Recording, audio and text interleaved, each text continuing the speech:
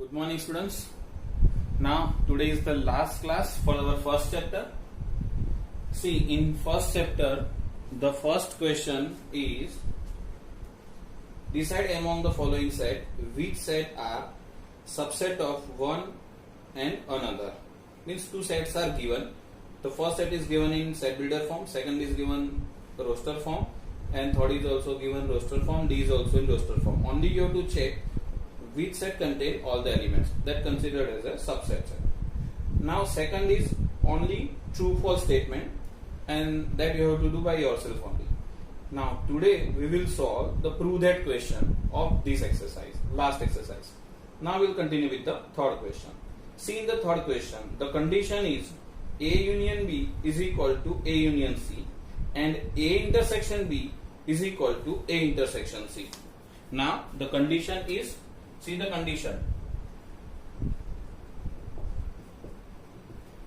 First condition, A union B is equal to A union C, and the second condition is A intersection B is equal to A intersection C, and we have to prove that B is equal to C. This we want to prove. Now first of all, we know that B can be rewrite as B union A intersection B. Now you know very well this part is intersection part and this vertical line part is whole considered as B. Suppose I am talking about this first statement. B means this union A intersection B means we have to consider this part and this part. You know very well this part occurs twice, but we have to write only once. So the answer of this statement is B only. Now, as the condition given, A intersection B is same as A intersection C. So we can replace this A intersection B by A intersection C.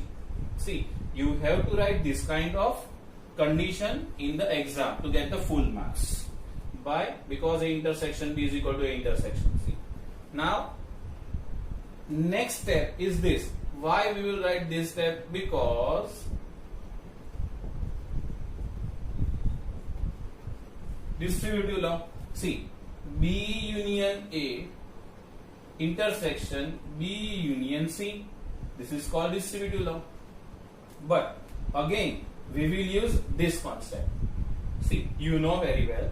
If I am asking what is the answer of A union B, and if I will ask what is the answer of B union A, you can definitely say both the answers are same because you have to consider A and B both the elements.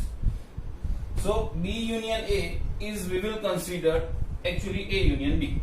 So if B union A we can replace by A union C. It is given in the question, that's why.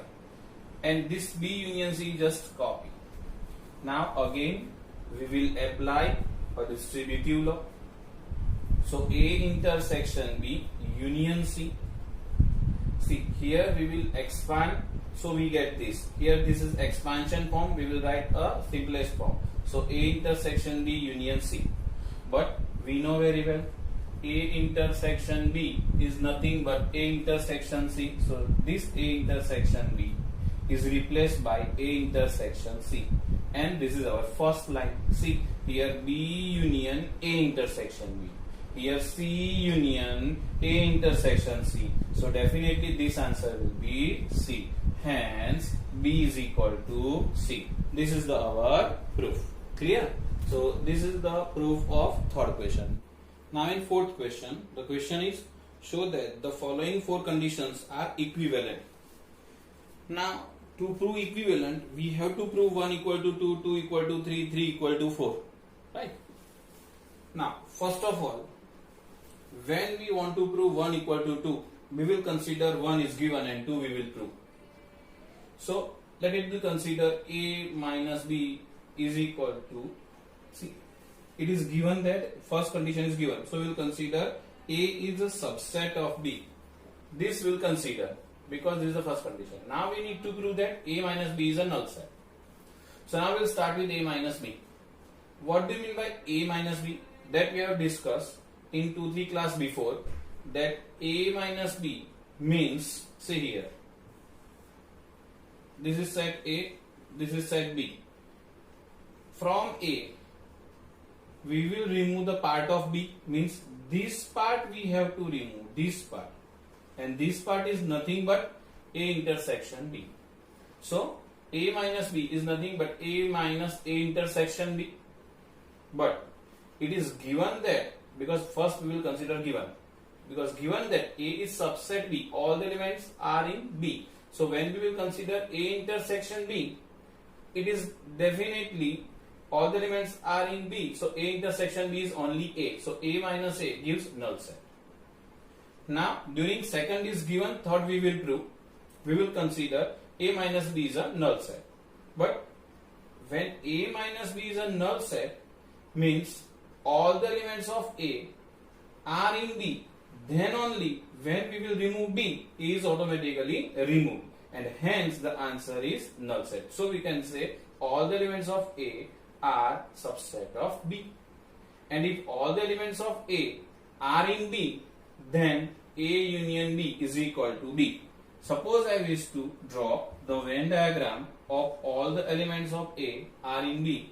So we have to write B is the larger one, A is the smaller one, A is the smaller one, B is the larger one. If anyone say what is the answer of A union B, definitely we will say all the elements of A, all the elements of B, means whole B is only the answer. Same way, when we consider third is given, 4 we will prove A union B is equal to B, we will consider given. So all the elements of A are in B, and because of this figure, Venn diagram, we can say that if I will take common element of A and B, definitely the answer is only A. Now last proof, fourth proof. Fourth is given, and first we will prove A intersection B is equal to A. It means A intersection B is equal to A. Definitely A is the smaller one. So A is a subset of B. Hence from 1 we will prove 2, from 2 we will prove 3, from 3 we will prove 4, and from 4 we will prove first. Hence they all are interrelated. This way we will complete the question number 4. Now question number 5. If A subset B, then prove that C minus B is subset of C minus A. Now when we want to prove A subset B, we have to start with left hand side and we have to reach over the right hand side. So here our left hand side is C minus B. So we will start with one element, arbitrary element, say X. Let X belongs to C minus B. But as we know that C minus B means we have to remove the element of B, only C is left. So X belongs to C and X does not belongs to B. But what do you mean by A subset B? All the elements of A are in B. If B is removed, automatically A is removed. So our next step is X belongs to C. Because of X does not belongs to B, we will say X does not belongs to A. And hence X does not belongs to C and not belong, X belongs to C and not belongs to A implies X belongs to C minus A. So we can start with left hand side and we will reach over the right hand side. It means C minus B is subset of C minus A. Clear? This is the proof of fifth question. Now question number 6. It is given that P of A is equal to P of B and we have to prove that A equal to B. What do you mean by P of A? P of A means power set of A. Power set means set of all the subsets. Now if anyone say X belongs to A, as I told you, whenever we want to prove A equal to B, we have to start with left hand side. So we will consider arbitrary element X belongs to A. If X belongs to A, then singleton set X is always belongs to its power set. So singleton set X belongs to power set of A. But power set of A is given power set of B. So we can say singleton set X belongs to power set of B. If singleton set X belongs to power set B, means element itself belongs to set B. Hence we can start with A and we will reach over B. So we can conclude that A is subset of B. And similarly we can start with B and we can reach over A. it means B subset A, and the combination of A subset B and B subset A is nothing but A is equal to B. Now question number 7 is numerical question that I will give you homework. Now question number 8. Show that A intersection B union A minus B is equal to A. Now first of all, A intersection B union A minus B means A intersection B union A intersection B dash. What do you mean by A minus B? A minus B means X belongs to A and X does not belongs to B. We know that if X is not belongs to B, it means it belongs to B dash. That's why A intersection B dash. So A minus B is nothing but A intersection B dash. And hence, because of distributive law, A intersection B union B dash. But what do you mean by B union B dash? B and B dash gives you universal set. So A intersection universal sets gives you A. Second sub question is a similar question. Okay. Now question number 9. A union A intersection B is equal to A. We have to prove. Now first of all, we know that A intersection B. See the figure. A is there, B is there. This is called A intersection B. So we can say A intersection B are always subset of A, as well as A intersection B are always subset of B. So we know that all the elements of A intersection B are definitely lies in A, and A union A means answer A. Hence A intersection B is subset of A, as well as A intersection B subset of B. We will use this one, A intersection B subset of A, and hence A union A intersection B is equal to A. So now students, remaining questions are word problem, and that based on last exercise, that is exercise 1.6. Okay, how can you solve that question? That I will explain. See question number 13. All are same. We will discuss only one question, and remaining question you have to solve by yourself.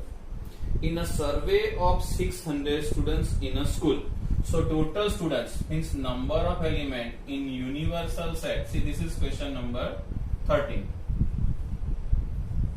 Number of element in universal set are 600. Total students are 600.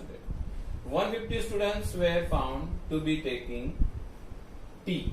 So we'll consider number of element of A. A were taking T are 150 students, and 2 to 5 students let be with taking coffee. So that is 2 to 5 students.